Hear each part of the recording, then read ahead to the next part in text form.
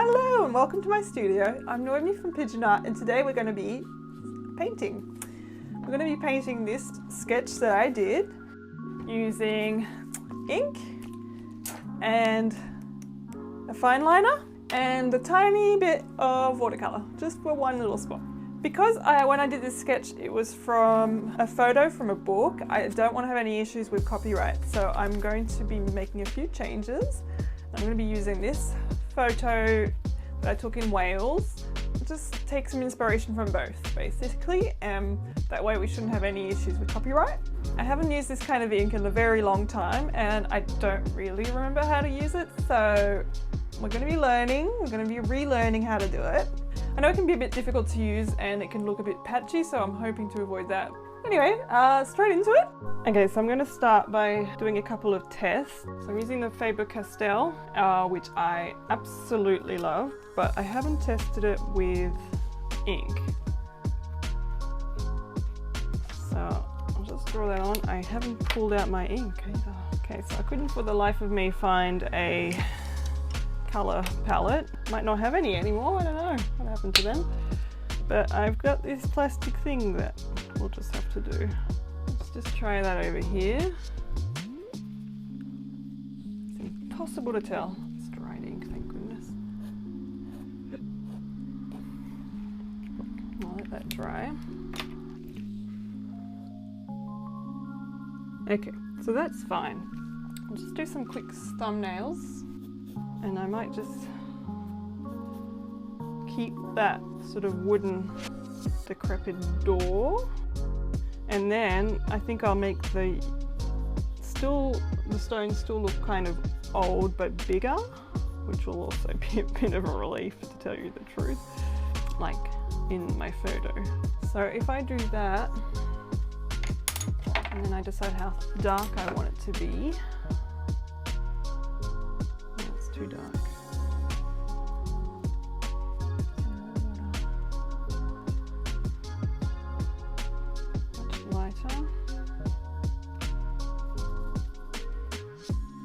White wood grains. All right, it's a good start. We'll start with that, and then I actually think I'll start with the line work first because that was fine, as we saw. So I'll just do another one quickly.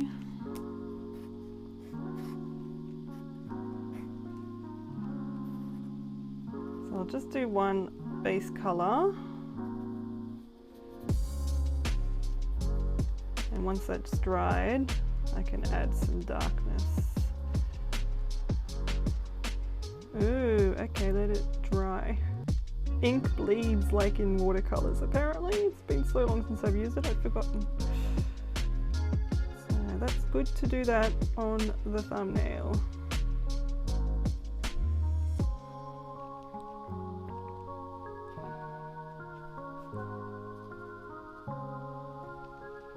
Start drawing. I think I'll get my paper out while that dries. So I'm using the same paper as my thumbnail and I will stick that down. So last time I used painter's tape, it ripped up the paper, so as I was lifting it up, so I'm just going to take some of its adhesive away by sticking it onto my clothes a couple of times.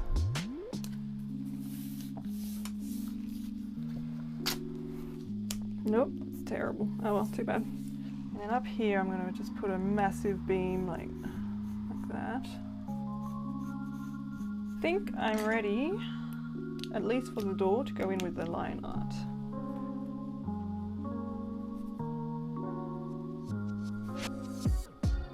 That can go like that, that can go like that.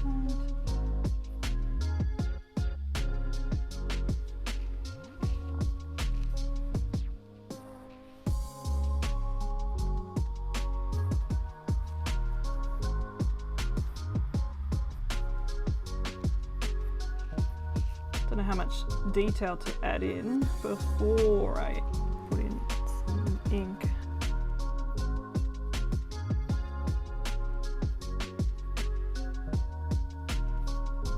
This is where I would normally move the whole canvas around. So the stones don't need to be the same size. Quite like them being a bit different to each other.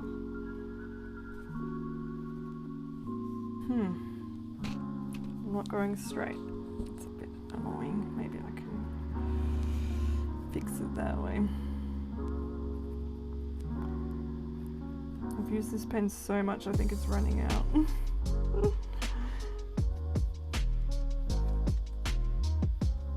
I quite like how it doesn't have a straight line where it finishes, so I might do the same here. I'll just sort of fade the colour out. It's not looking like much, whereas in my thumbnail, like you could tell it was a door.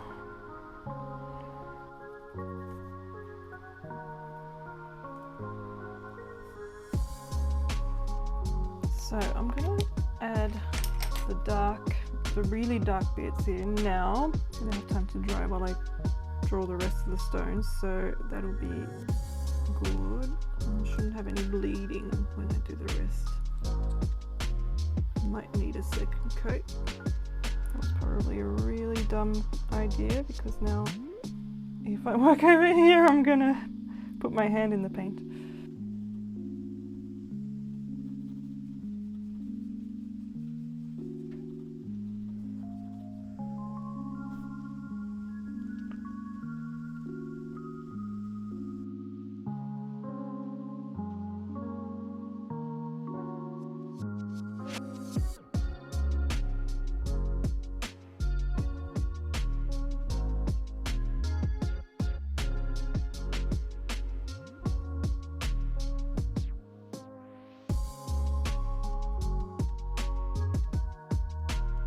Okay, so this seems pretty dry. I think I'm ready for some more colour.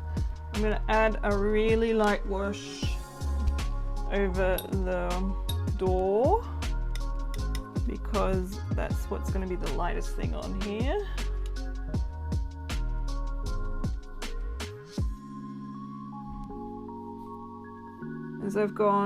As I've been going along, it's getting closer and closer to this and further away from that. So I'm trying to get back to big stones as well as small stones. That paper is not made for watercolors. It's called multimedia, but apparently anything that's watery will buckle. It's like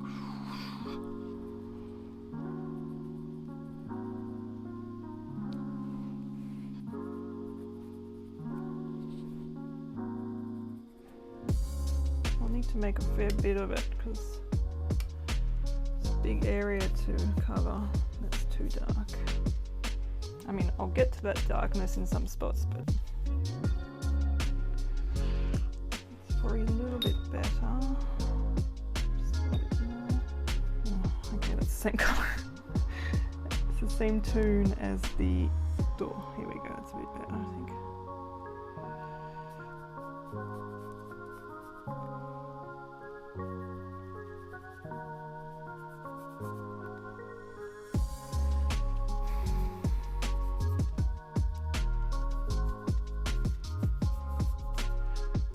And I'm going to darken some areas while it's still wet. This one was a darker area, and then on this side as well. I didn't add any detail. I think if I can still, if it's not too late, it probably is, but sort of fade that out.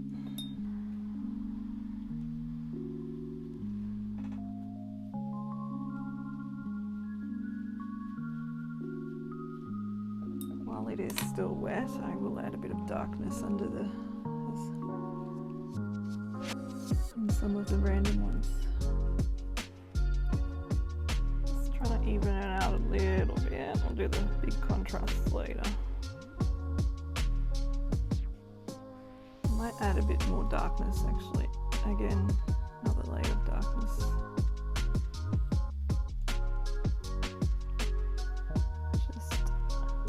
In the really dark area.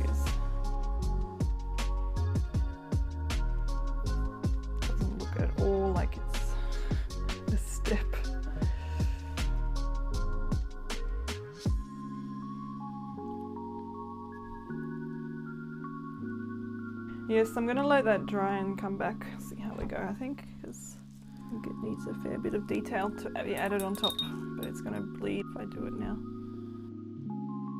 So I can already tell that this is going to be an absolute nightmare to edit, so I'm going to put you on a time lapse, and for the rest it's just going to be me adding detail and everything. I don't know that it's dry everywhere, so I'll work on the door for now. Okay.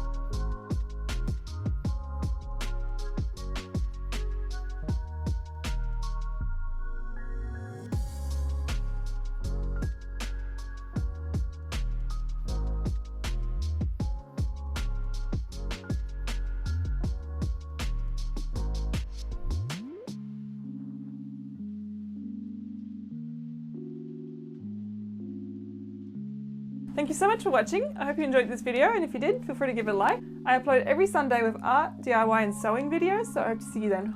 Bye!